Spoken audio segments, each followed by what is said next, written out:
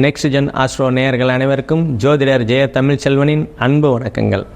இப்போ புரட்டாசி மாத பொது பலன்கள் பார்க்குறோம்.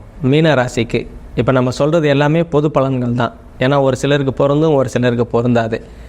நீங்கள் துல்லியமான பலன்கள் வேணும் அப்படின்னா கீழே என்னோடய நம்பர் இருக்கும், அதை கான்டாக்ட் பண்ணிங்கன்னா உங்களுக்கு துல்லியமான பலன்கள் கொடுக்கப்படும்.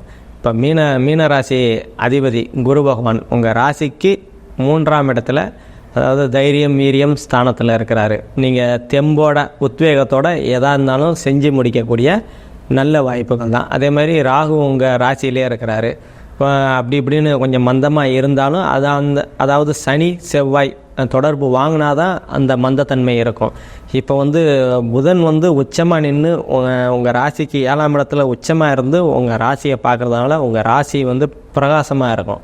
நீங்களே புதுசாக அதாவது என்ன சொல்கிறது, புது பொலிவோடு இருப்பீங்க.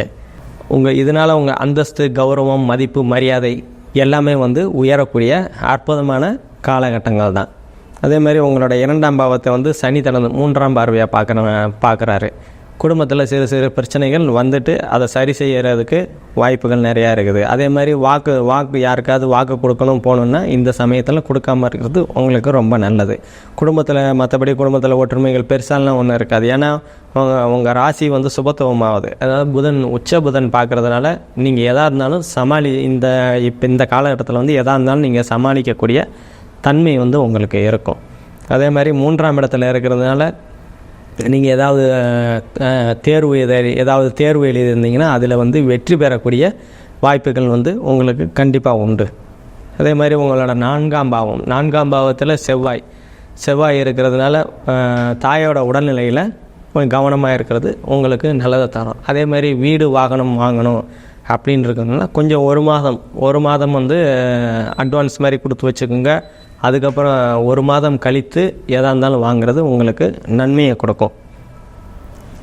உங்களோட 5ஆம் பாவம் இயல்பாக இருக்கிறதுனால குலதெய்வ 5ஆம் பாவம் குலதெய்வம், பூர்வண்யம், புத்திர சந்தானம்னு சொல்லுவோம். குலதெய்வாரெல்லாம் உங்களுக்கு இந்த காலகட்டத்தில் நல்ல விதமாகவே கிடைக்கக்கூடிய அற்புதமான காலகட்டங்கள் தான். அதே மாதிரி குழந்தைகளால் உங்களுக்கு பெருமை தரக்கூடிய அற்புதமான காலகட்டங்கள். உங்களோட 6ஆம் பாவம்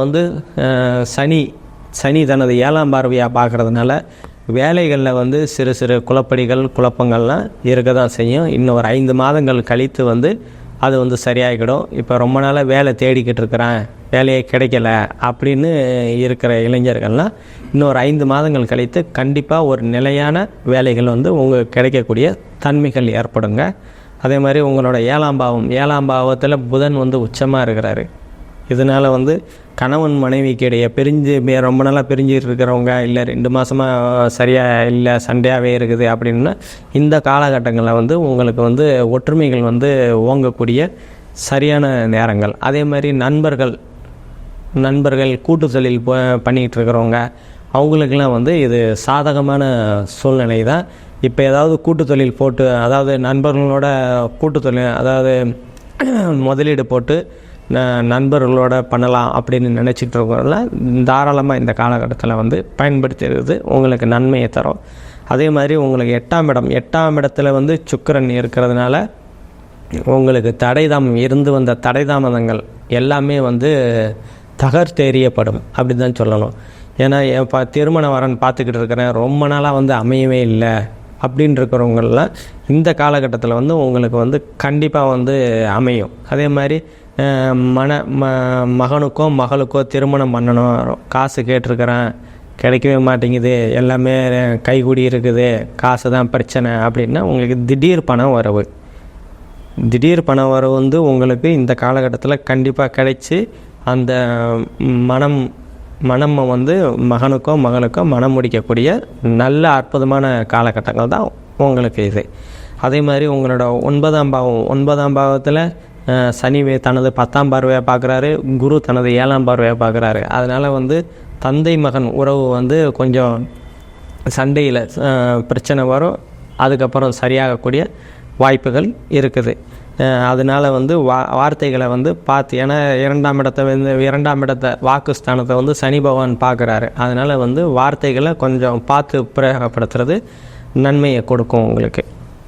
அதே மாதிரி உங்களோட 10ஆம் பாவத்தை வந்து செவ்வாய் பார்க்கறதுனால தொழில் ஸ்தானத்தை பார்க்குறாரு. தொழில் ஸ்தானத்தை பார்க்கறதுனால தொழில்கள் வந்து கொஞ்சம் ஏற்ற இறக்கமாகவே இருக்கும். இன்னும் 1 மாதங்களுக்கு கழித்து அது வந்து சரியாகிடும். ஏதாவது தொழில் பண்ணணும், புதுசாக தொழில் பண்ணணும் அப்படின்றவங்களாம் இந்த காலகட்டங்களில் வந்து ஏற்புடைய காலகட்டங்கள் இது கிடையாது. அதே மாதிரி உங்களோட 11ஆம் பாவத்தை குரு தனது 9ஆம் பார்வையாக பார்க்குறாரு. அதனால் மூத்த சகோதரனால் அனுகூலங்கள், ஆதாயங்கள் அதெல்லாம் வந்து உங்களுக்கு நல்ல விதமாகவே கிடைக்கும். இன்னொன்று இளையதாரம்னு சொல்லுவோம். மூத்த சகோதரம் இளையதாரம் அப்படின்னு சொல்லுவோம். டிவோர்ஸ் ஆன இளம் தம்பதிகள்னால் ரொம்ப ரொம்ப நாளாக பார்த்துக்கிட்டு இருக்கிறோம், எதுவும் அமையலை அப்படின்னா இப்போ வந்து மறுமணம் நடக்கிறதுக்கு தன்மைகள்லாம் வந்து இந்த காலகட்டத்தில் வந்து உங்களுக்கு அமையுங்க. அதே மாதிரி 12ஆம் இடத்துல சனி பகவான் இருக்கிறாரு. இப்போ வந்து நீங்கள் விரய சனியில் இருக்கிறீங்க. எவ்வளோ விரயம் பண்ணிங்கன்னா உங்களுக்கு தான் தெரியும். அதனால் அதெல்லாம் கொஞ்சம் குறைச்சிக்கோங்க. இன்னொரு 5 மாதங்கள் இருக்குது, அதையும் நீங்கள் தாக்கு பிடிக்கணும். விரயமாகும்.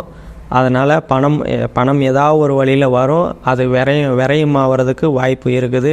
ஏற்கனவே பணம் இருந்ததுனாலும் அது விரையாகி ஒன்றும் இல்லாமல் கூட இப்போ இருந்திருப்பீங்க. எல்லாமே ஒரு பாடம். இந்த பாடத்தை நம்ம கற்றுக்கிட்டு இப்போ ஜென்ம சனியில் இன்னொரு 5 மாதம் கழித்து ஜென்ம சனி உங்களுக்கு வரப்போகுது. அதையும் வந்து நீங்கள் வந்து கையாளணும். அதான் கவனம் வந்து ரொம்ப தேவை. மீனராசிக்காரங்களுக்கு ரொம்ப ரொம்ப கவனமாக இருக்கிறது நல்லது. இப்போ 30 வயசு கீழே இருக்கிறவங்கெல்லாம் இன்னும் ஜாக்கிரதையாக இருக்கிறது ரொம்ப நல்லது.